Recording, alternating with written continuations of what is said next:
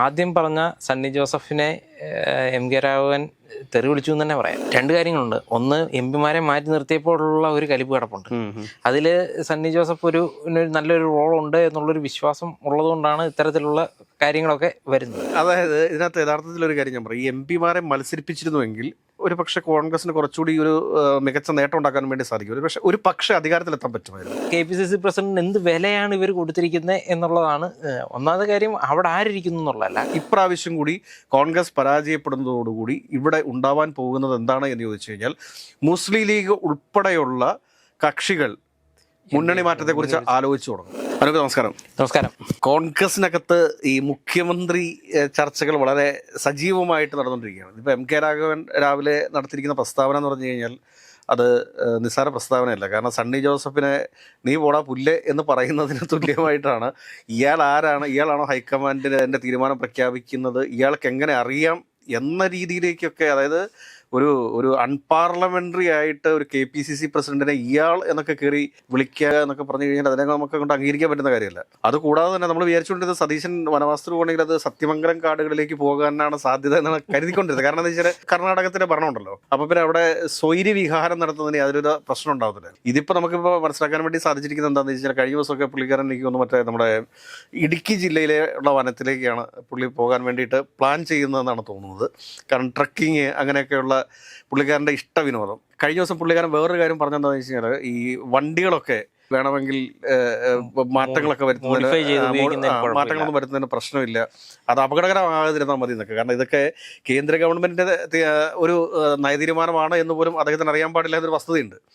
അപ്പോൾ ഞാൻ ചോദിക്കുന്ന കാര്യം എന്താ വെച്ചാൽ, കോൺഗ്രസിനകത്ത് വോട്ടെണ്ണുന്നതിന് മുമ്പ് മുഖ്യമന്ത്രി കസേരയ്ക്ക് വേണ്ടി ഇതേപോലെയാണ് അടി നടക്കുന്നതെങ്കിൽ എന്തായിരിക്കും സംഭവിക്കാൻ പോവുക? എന്നും കോൺഗ്രസ് ഇങ്ങനെ തന്നെയാണ്.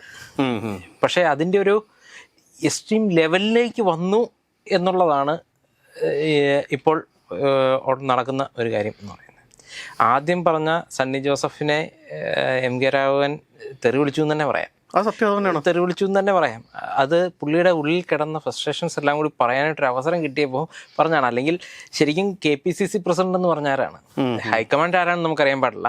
പക്ഷേ ഈ ഹൈക്കമാൻഡ് എന്ന് പറഞ്ഞൊരു അദൃശ്യ ശക്തിയിൽ നിന്ന് വരുന്ന ഇൻഫർമേഷൻ അല്ലെങ്കിൽ നിലപാടുകളെ അല്ലെങ്കിൽ ഉത്തരവുകളെ നടപ്പിലാക്കാനായിട്ട് കേരളത്തിൽ നിയോഗിച്ചിരിക്കുന്ന ആളാണ് KPCC പ്രസിഡന്റ് എന്ന് പറയുന്നത്. ആ KPCC പ്രസിഡന്റ് അടുത്ത് ഹൈക്കമാൻഡ് നിങ്ങളുടെ അടുത്താണോ പറയുന്നത്, തൻ്റെ അടുത്താണോ പറയുന്നത് എന്നൊക്കെ ചോദിച്ചു. അപ്പം KPCC പ്രസിഡന്റിന് എന്ത് വിലയാണ് ഇവർ കൊടുത്തിരിക്കുന്നത് എന്നുള്ളതാണ് ഒന്നാമത്തെ കാര്യം. അവിടെ ആരിയ്ക്കുന്നു എന്നുള്ളതല്ല, കസേരയ്ക്കൊരു വാല്യൂ ഉണ്ട്. അവിടെ പല പ്രഗത്ഭരായിട്ടുള്ള ആൾക്കാർ വരുന്നിട്ടുള്ളൊരു കസേരയാണ്. ആ കസേരയിൽ ഇരിക്കുന്ന ആൾ ആരും ആയിക്കോട്ടെ, ആ കസേരയ്ക്ക് ഒരു വാല്യൂ കൊടുക്കുക എന്ന് പറയുന്നത് രാഷ്ട്രീയത്തിൽ നല്ല എവിടെയാണെങ്കിലും അതൊരു മര്യാദ ആണ്. ആ മര്യാദയുടെ സീമകളെല്ലാം ലംഘിച്ചു പോയിരിക്കുന്നു എന്നുള്ളതാണ് എൻ്റെ അകത്ത് മനസ്സിലാക്കേണ്ട ഒരു കാര്യം. രണ്ട് കാര്യങ്ങളുണ്ട്. ഒന്ന്, എം പിമാരെ മാറ്റി നിർത്തിയപ്പോഴുള്ള ഒരു കലിപ്പ് കിടപ്പുണ്ട്. അതിൽ സണ്ണി ജോസഫ് ഒരു നല്ലൊരു റോളുണ്ട് എന്നുള്ളൊരു വിശ്വാസം ഉള്ളതുകൊണ്ടാണ് ഇത്തരത്തിലുള്ള കാര്യങ്ങളൊക്കെ വരുന്നത്. രണ്ടാമത്തെ കാര്യം, വോട്ടെണ്ണിയിട്ടില്ല. സത്യം പറഞ്ഞു കഴിഞ്ഞാൽ വോട്ടെണ്ണുന്നതിന് മുമ്പ് ഞാൻ മുഖ്യമന്ത്രിയാകാം അല്ലെങ്കിൽ അവനെ മുഖ്യമന്ത്രിയാക്കരുത് എന്ന് പറയുന്ന രീതിയിലേക്ക് ഡിസ്കഷൻസ് വരുമ്പോൾ ഇവിടെ അതിനേക്കാളും വലിയ പല കാര്യങ്ങളും ചർച്ച ചെയ്യാനായിട്ട് കിടക്കുന്നുണ്ട്. ഇവിടെ രാഷ്ട്രീയപരമായിട്ട് ചർച്ച ചെയ്യേണ്ട പല കാര്യങ്ങൾ ഉണ്ട്. എന്തുകൊണ്ടാണ് ലോക്സഭ സീറ്റുകളുടെ എണ്ണം വർദ്ധിപ്പിക്കാൻ ശ്രമിക്കുന്നത്? 33% സ്ത്രീ പ്രാതിനിധ്യം കൊണ്ടുവരാനായിട്ട് ശ്രമിക്കുന്നു. ഈ 33% സ്ത്രീ പ്രാതിനിധ്യം എന്ന് പറയുന്ന ഒരു അജണ്ടയിലൂടെ ബാക്കിയുള്ള പല കാര്യങ്ങളും ഒളിച്ചു കടത്താനായിട്ടാണ് ശ്രമിക്കുന്നത് എന്നാണ് എനിക്ക്. പാസ്സാകാത്തൊരു ബില്ലിന്റെ പേരിലുള്ള വെറുതെ ഒരു ചർച്ച. എന്നാൽ പോലും അതിനെക്കുറിച്ച് ക്രിയാത്മകമായിട്ട് ഇതാണ് ഞങ്ങളുടെ പോയിന്റ്, ഇതാണ് ഞങ്ങൾക്ക് പറയാനായിട്ടുള്ളത് എന്ന് പറയാനായിട്ടുള്ള ഒരു അവസരം പോലും ഇവിടെ ഉപയോഗിക്കുന്നില്ല കോൺഗ്രസ് എന്നുള്ളതാണ്. അതിനേക്കാളും ഏറ്റവും വലിയ രസം, ഇവിടെ തെരുവിൽ കിടന്ന് അടിയുണ്ടാക്കുകയാണ് കോൺഗ്രസ് നേതാക്കന്മാർ ചെയ്യുന്നത്. മുഖ്യമന്ത്രി ആരാകണം എന്ന് ഉള്ള ഇതിൽ ആ സമയത്ത് നമ്മുടെ VD സതീശൻ ഇതൊക്കെ പറയുകയും ഒക്കെ ചെയ്യേണ്ടിയിരുന്ന VD സതീശൻ പോകാനായിട്ടുള്ള കാട് തപ്പിപ്പോയി എന്നുള്ളതാണ് നമ്മൾ മനസ്സിലാക്കേണ്ടത്. പുള്ളി വനവാസത്തിന് പോകാമെന്ന് പറയുകയും ചെയ്തു. അതായത് ഇതിനകത്ത് യഥാർത്ഥത്തിലൊരു കാര്യം ഞാൻ പറയും, എം പിമാരെ മത്സരിപ്പിച്ചിരുന്നുവെങ്കിൽ ഒരു പക്ഷേ കോൺഗ്രസിന് കുറച്ചുകൂടി ഒരു മികച്ച നേട്ടം ഉണ്ടാക്കാൻ വേണ്ടി സാധിക്കും. ഒരു പക്ഷേ അധികാരത്തിലെത്താൻ പറ്റുമായിരുന്നു. ഞാൻ ഇപ്പോഴും അടിയുറച്ച് പറയാൻ ആഗ്രഹിക്കുന്ന കാര്യം എന്താണ് എന്ന് ചോദിച്ചു കഴിഞ്ഞാൽ, LDF 78 സീറ്റ് നേടി തുടർഭരണം തന്നെ ഉണ്ടാകും എന്ന കാര്യത്തിൽ ഒരു തർക്കവും വേണ്ട. കാരണം ഈ സർക്കാരിനെതിരായിട്ട് അതേപോലുള്ളൊരു അടിയൊഴുക്കുണ്ട് എന്ന് പലരും പ്രവചിക്കുമ്പോഴും നമുക്ക് ഒരിക്കലും മനസ്സിലാക്കാൻ വേണ്ടി സാധിക്കുന്നില്ല. കാരണം അതായത് മൈനോറിറ്റികളെല്ലാം ഈ സർക്കാരിന് എതിരാണെന്നാണ് പറയുന്നത്. പക്ഷേ ഞാൻ ഒരുപാട് ഈ മൈനോറിറ്റിയിൽ പെട്ടിട്ടുള്ള ആളുകളുമായിട്ട് സംസാരിക്കുന്ന സമയത്തൊക്കെ അത് ഇടതുപക്ഷവുമായിട്ട് ചേർന്ന് നിൽക്കുന്ന ആളുകളൊക്കെ എപ്പോഴും പറഞ്ഞുകൊണ്ടിരിക്കുന്നത് വെച്ച് കഴിഞ്ഞാൽ അവർ ഇടതുപക്ഷത്തിൻ്റെ കൂടെ തന്നെയാണ്, ഒരു മാറ്റവും സംഭവിച്ചിട്ടില്ല. അപ്പോൾ പിന്നെ എവിടെ നിന്നാണ് UDF ഈ വോട്ട് കിട്ടുക എന്നൊരു വലിയ ചോദ്യം ഇവിടെ അവശേഷിക്കുകയാണ്. ഇവർ ഈ കിടന്ന് തമ്മിലടിക്കുന്ന മനസ്സിലാക്കുക. ഈ MP മാരെ മത്സരിച്ചിരുന്നെങ്കിൽ ജയിക്കുമെന്ന് പറയാൻ കാരണം എന്ന് വെച്ചാൽ MK രാഘവൻ മത്സരിച്ചിരുന്ന ഫാക്റ്റാണ്. അതോടൊപ്പം തന്നെ ഷാഫി പറമ്പിൽ പാലക്കാട് മത്സരിച്ചാലും ജയിച്ചു കയറി പോയത്. ഷാഫി പറമ്പിലിന് ആഗ്രഹം ഉണ്ടായിരുന്നു പാലക്കാട് മത്സരിക്കാൻ വേണ്ടിയിട്ട്. പിന്നെ കൊടിക്കുന്നിൽ സുരേഷിന് ആഗ്രഹം ഉണ്ടായിരുന്നു. കൊടിക്കുന്നിൽ സുരേഷ് മത്സരിച്ചാലും ജയിച്ചേനെ. അതുകൊണ്ട് ശശി തരൂരിന് മത്സരിക്കാൻ താല്പര്യം ഉണ്ടായിരുന്നു. ശശി തരൂർ മത്സരിച്ചാലും ജയിച്ചു കയറിപ്പോയേ. പിന്നെ KC വേണുഗോപാലും സ്വാഭാവികമായിട്ട് അങ്ങനെ MP മാർ മത്സരിക്കുന്നുണ്ടെങ്കിൽ അദ്ദേഹം മത്സരിക്കുമായിരുന്നു. അപ്പോൾ ഈ KC വേണുഗോപാൽ വരാതിരിക്കാൻ വേണ്ടിയിട്ടാണ് സത്യം പറഞ്ഞു കഴിഞ്ഞാൽ ഈ ഒരു കളി കളിച്ച VD സതീശനും സണ്ണി ജോസഫും കൂടെ ചേർന്നുകൊണ്ട് ഈ MP മാർ മത്സരിക്കേണ്ട എന്നൊരു തീരുമാനം ആദ്യം തന്നെ അങ്ങോട്ട് പ്രഖ്യാപിച്ചത്. പക്ഷെ അത് ഇത്രയും വലിയൊരു പൊല്ലാപ്പായിട്ട് മാറും എന്നുള്ള കാര്യം സത്യം പറഞ്ഞു കഴിഞ്ഞാൽ ഈ പറഞ്ഞ VD സതീശനോ സണ്ണി ജോസഫോ ഒന്നും മനസ്സിലാക്കിയിരുന്നില്ല എന്നുള്ളതാണ് സത്യം. എനിക്ക് തോന്നുന്നൊരു കാര്യം, ഈ ഇലക്ഷൻ തീരുമാനിച്ച് 24 മണിക്കൂറിനുള്ളിൽ സ്ഥാനാർത്ഥിയെ പ്രഖ്യാപിക്കുമെന്നാണ് ആദ്യം VD സതീശൻ. അത് 24 എന്നുള്ളത് 48 മണിക്കൂറായി. സ്വാഭാവികമായിട്ട് 24 മണിക്കൂർ എന്നുള്ളത് നമ്മൾ പറഞ്ഞാൽ പോലും രാഷ്ട്രീയമാണ്. പല ആൾക്കാരെ മാറ്റി 48 മണിക്കൂർ, 48 കഴിഞ്ഞ് 72 മണിക്കൂറും കഴിഞ്ഞിട്ട് 110 മണിക്കൂർ കഴിഞ്ഞിട്ടാണ് സ്ഥാനാർത്ഥി പ്രഖ്യാപനത്തിന്റെ ആദ്യഘട്ടത്തിലേക്ക് പോകാനായിട്ട്. അതിന് കോൺഗ്രസ് പറഞ്ഞൊരു വലിയ ന്യായീകരണമുണ്ട്. കോൺഗ്രസ് ഒരു ദേശീയ പാർട്ടിയാണ്. എത്ര സംസ്ഥാനങ്ങൾ ഇപ്പോൾ ഉണ്ട് എന്നുള്ള കാര്യം ഒന്ന് ആലോചിച്ച് നോക്കണം. അത് രണ്ടാമത്തെ കാര്യമാണ്. അത് കൂടാണ്ട് നമ്മൾ ആ ചർച്ചയുടെ ആദ്യം പറഞ്ഞതുപോലെ കോൺഗ്രസിൽ ഇതൊക്കെ സ്വാഭാവികമാണ് എന്ന് അനുഭവം പറഞ്ഞു. ഞാൻ പറയട്ടെ, അന്ന് ഇതൊക്കെ സ്വാഭാവികമായിരുന്നു. ഒരു 10 വർഷം മുമ്പ് വരെ ഇതൊക്കെ സ്വാഭാവികമായിരുന്നു. കാരണം അന്ന് കേന്ദ്രത്തിൽ ശക്തരായിട്ടുള്ള കോൺഗ്രസ് നേതാക്കന്മാരുണ്ടായിരുന്നു. കേരളത്തിൽ ഉമ്മൻചാണ്ടി സാറിനെ പോലെ ശക്തരായ നേതാക്കന്മാരുണ്ടായിരുന്നു. കാരണം ഇപ്പോഴും കേരളത്തിൽ കോൺഗ്രസിനെ നിലനിർത്തിക്കൊണ്ട് പോകുവാൻ സാധിക്കുന്ന ശേഷിയുള്ള നേതാക്കന്മാരുണ്ട്. K മുരളീധരനാണെങ്കിലും ഈ പറഞ്ഞ രമേശ് ചെന്നിത്തലയാണെങ്കിലും അതോടൊപ്പം തന്നെ ഈ പറഞ്ഞ KC വേണുഗോപാൽ ആണെങ്കിലും ഒക്കെ കേരളത്തിലൊരു ഒരു ഒറ്റ ലീഡർഷിപ്പ് വന്നു കഴിഞ്ഞാൽ തീർച്ചയായിട്ടും കോൺഗ്രസിനെ മുൻപോട്ട് നയിച്ചുകൊണ്ട് പോകാൻ പറ്റും. ഇതിപ്പോൾ എന്താണെന്ന് വെച്ച് കഴിഞ്ഞാൽ VD സതീശൻ്റെയൊക്കെ നേതൃത്വത്തിൽ നടന്നിട്ടുള്ളത് വെറും പിള്ളേരുകളിയാണ് നടന്നിട്ടുള്ളത്. കാരണം ഈ ചക്ക വീണ് മൊയലി ചത്തു എന്ന് പറയുന്ന പോലെ ഈ ഇപ്പോൾ തൃക്കാക്കര ബൈ ഇലക്ഷനിലും പുതുപ്പള്ളി ബൈ ഇലക്ഷനിലും അതോടൊപ്പം തന്നെ നിലമ്പൂർ ബൈ ഇലക്ഷനിലും ഒക്കെ വിജയിച്ചു എന്നുള്ളൊക്കെയുള്ള ഒരു വലിയ അഹങ്കാരം, ആ അഹങ്കാരവും ധാർഷ്ട്യവും വെച്ചുകൊണ്ട് നിയമസഭാ തെരഞ്ഞെടുപ്പിലേക്ക് പോയി കഴിഞ്ഞാൽ വിജയിക്കുമെന്ന് കരുതി കഴിഞ്ഞാൽ അത് മലർപ്പൊടിക്കാരൻ്റെ സ്വപ്നം മാത്രമാകത്തല്ലേ ഉള്ളൂ. അതിൻ്റെ അത് 2 കാര്യങ്ങൾ ഉണ്ട്. ഇപ്പം സീസർ പറഞ്ഞ പോയിന്റിൽ നിന്ന് തന്നെ വരുമ്പോൾ ഇവിടെ ആരാണ് പ്രതിപക്ഷത്തെ നയിച്ചത്? VD സതീശൻ എന്ന് പറഞ്ഞു കഴിഞ്ഞാൽ ലീഡറോ അല്ലെങ്കിൽ ഉമ്മൻചാണ്ടി സാറോ ഒക്കെ വന്നതുപോലെ പ്രവർത്തിച്ച് കയറി വന്ന ഒരാളല്ല, മൂക്കാതെ പഴുത്ത് കയറി വന്നതാണ്. ഈ മൂക്കാതെ പഴുത്ത് കയറി വരുന്ന ആൾക്കാർക്കൊരു പ്രശ്നമുണ്ട്. അതാണ് രാഹുൽ മാങ്കൂട്ടത്തിലൂടെ യൂത്ത് കോൺഗ്രസ് അനുഭവിച്ചത്, നശിച്ചുപോയത്. ആ ഒരു അവസ്ഥയിൽ തന്നെയാണ് VD സതീശനും കയറി വന്നിട്ടുള്ളത്. കാരണം VD സതീശൻ മുഖ്യമന്ത്രി ആകണമെന്ന് പറയുമ്പോഴും VD സതീശന് തന്നെ പേടിയുള്ളൊരു കാരണമുണ്ട്. പുള്ളി ഒരു മന്ത്രിയായിട്ട് പോലും കേരളത്തിൽ ഇരുന്നിട്ടില്ല എന്നുള്ള ഒരു വലിയ പോരായ്മ ഉണ്ട്. ഇനി ഭരണം കിട്ടിക്കഴിഞ്ഞാൽ അത് വെച്ചിട്ട് എതിർക്കുമോ എന്നുള്ളൊരു പേടി ഉണ്ട്. ഭരണം കിട്ടാനായിട്ടുള്ള സാധ്യത ഞാനും വിശ്വസിക്കുന്നത് വളരെ കുറവാണ് എന്നുള്ളതാണ്. പിന്നെ അടിയൊഴുക്കുകൾ അത്ര വലിയ തരംഗങ്ങളൊക്കെ ഉണ്ടായെങ്കിൽ മാത്രമാണ് സംഭവിക്കുന്നത്. കാരണം എന്ത് പ്രശ്നമാണ് സംസ്ഥാനത്ത്? അതെ, അതാണ് നമ്മൾ പറഞ്ഞു വരേണ്ട പോയിന്റ്. കേരളത്തിൽ 5 വർഷം കൂടുമ്പോൾ തെരഞ്ഞെടുപ്പ് നടക്കുകയും 5 വർഷം കൂടുമ്പോൾ ഭരണമാറ്റം ഉണ്ടാകുകയും ചെയ്തുകൊണ്ടിരുന്നതിൻ്റെ വലിയൊരു ഘടകം എന്ന് പറയുന്നത് ഭരിക്കുന്ന പാർട്ടിയെ അല്ല ജനങ്ങൾ വിലയിരുത്തിക്കൊണ്ടിരുന്നത്, പ്രതിപക്ഷത്തിനെയാണ് വിലയിരുത്തിക്കൊണ്ടിരുന്നത്.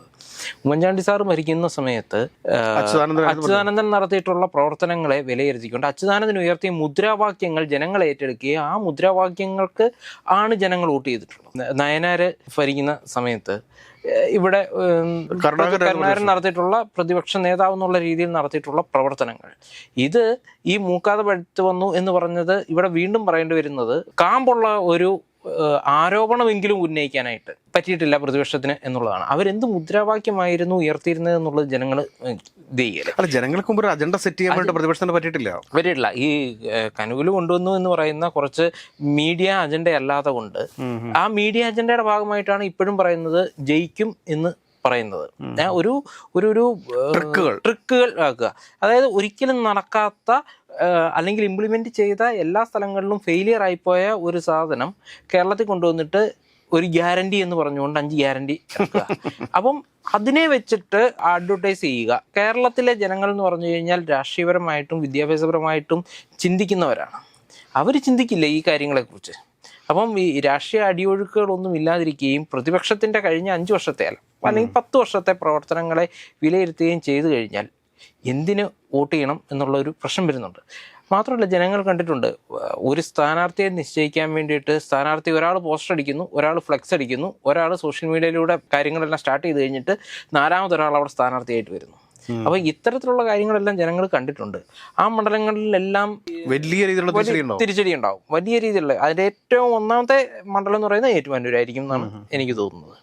അപ്പം ഇത്തരത്തിലുള്ള ഒരവസ്ഥയിൽ ഒരു 76-78 സീറ്റ് നേടി LDF അധികാരത്തിൽ വരും എന്ന് ഞാനും സിബിസാറിനെയും പോലുള്ള ഈ രാഷ്ട്രീയം നിരീക്ഷിച്ചിട്ടുള്ള ആൾക്കാർ മനസ്സിലാക്കുമ്പോൾ, ഇതൊന്നും മനസ്സിലാക്കാതെ കൊണ്ട് തെരുവിൽ കിടന്ന് ഞാൻ മുഖ്യമന്ത്രിയാകാം, വേണ്ട നീ മുഖ്യമന്ത്രിയാകണ്ട, ഞാൻ മുഖ്യമന്ത്രിയാകാം, അല്ലെങ്കിൽ ഒരു വർഷം ഞാൻ, അല്ലെങ്കിൽ അടുത്ത വർഷം ഒരു വർഷം നീ എന്ന് പറയുന്ന രീതിയിൽ ഇപ്പോഴേ വീതം വെപ്പ് നടത്താനായിട്ട് നിൽക്കുന്ന നേതാക്കന്മാരുടെ ഒരു അവസ്ഥ എന്തായിരിക്കും എന്നുള്ളതാണ് നമ്മൾ മനസ്സിലാക്കുന്നത്. ഇതിപ്പോൾ സത്യത്തിൽ ഇപ്പോൾ നടന്നുകൊണ്ടിരിക്കുന്ന എങ്ങനെയാണെന്ന് വെച്ച് കഴിഞ്ഞാൽ, VD സതീശൻ വനങ്ങൾ തേടി നടക്കുന്നു, കോൺഗ്രസിനകത്ത് കൂട്ടയടി, കോൺഗ്രസിനകത്ത് പക്വതയുള്ള നേതാക്കന്മാരില്ലാഞ്ഞിട്ടില്ല, പക്ഷേ ആ പക്വതയുള്ള നേതാക്കന്മാരുടെ കരങ്ങളിലേക്ക് ഈ പാർട്ടി വീണ്ടും തിരിച്ചെത്താത്ത പക്ഷം ഈ പാർട്ടി എങ്ങനെ മുമ്പോട്ട് പോകും എന്നുള്ളതിനെക്കുറിച്ച് ഇപ്പോഴും ഈ സോഷ്യൽ മീഡിയയ്ക്ക് അതിടുന്ന ഷാഫി പറമ്പിൽ സിന്ദാബാദ്, രാഹുൽ മാങ്കൂട്ടം സിന്ദാബാദ്, ശ്രീനാദേവി കുഞ്ഞമ്മ സിന്ദാബാദ് എന്ന് വിളിക്കുന്ന രീതിയിലേക്ക് കോൺഗ്രസ് പോയി കഴിഞ്ഞാൽ, രാജ്മോഹൻ ഉണ്ണിത്താൻ പറഞ്ഞ ആ ഒരു കാര്യം നമുക്ക് എടുത്തു പറയേണ്ടി വരും.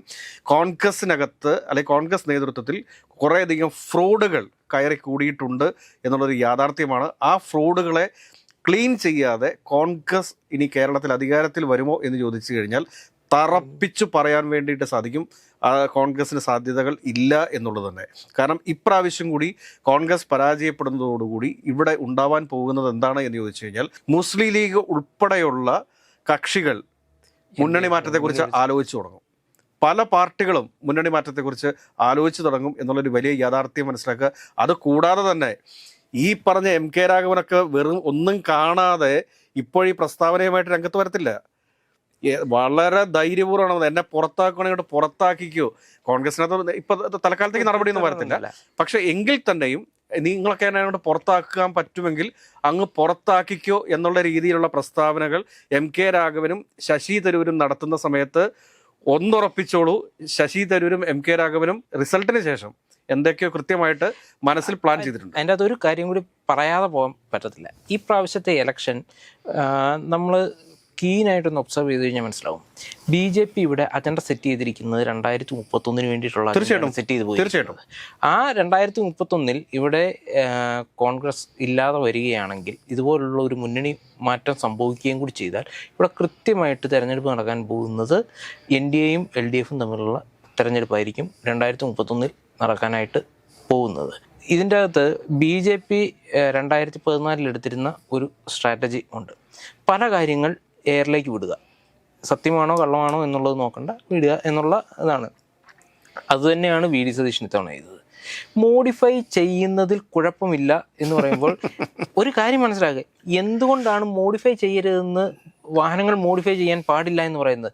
വാഹനങ്ങൾക്ക് പൊതുവെ ഒരു സെക്യൂരിറ്റി സിസ്റ്റം വെച്ചിട്ടുണ്ട്. അതിൻ്റെ മുമ്പിൽ നമ്മളൊരു ഗ്രില്ല് പിടിപ്പിച്ച് കഴിഞ്ഞാൽ, ഒരു കാറിന് മുമ്പിൽ ഒരു ഗ്രില്ല് പിടിപ്പിച്ച് കഴിഞ്ഞാൽ, ഒരു ഇടി ഉണ്ടായി കഴിഞ്ഞാൽ ഈ ഗ്രില്ല് ഉൾപ്പെടെ ആയിരിക്കും അകത്ത് ഈ തള്ളിക്കയറി വരുന്നത്.